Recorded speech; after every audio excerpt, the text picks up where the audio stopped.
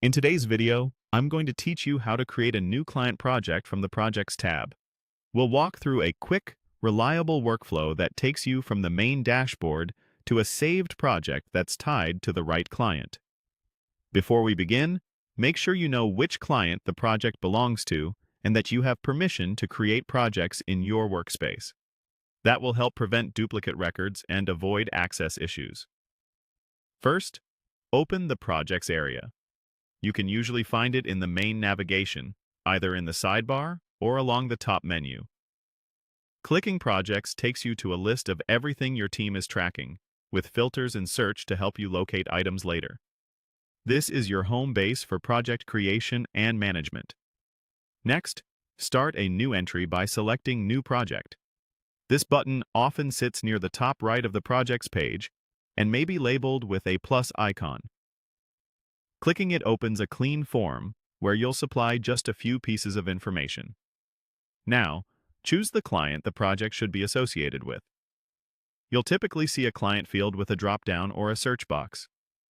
Begin typing the client's name to narrow the list, then select the correct match.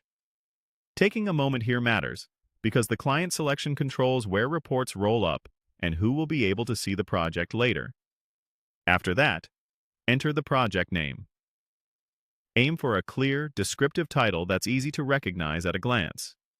Many teams use a simple convention: client, purpose, and time frame, such as Client A, Website Refresh, Q3. Avoid special characters that your system might not accept, and keep the name concise so it displays well in lists and reports. When everything looks good, click Save. The system will validate your entries and return you to the projects list. You should now see your new project near the top or wherever your sorting is applied. If the Save button is inactive or you see an error, double-check that a client is selected and the name field isn't empty. That's all there is to it.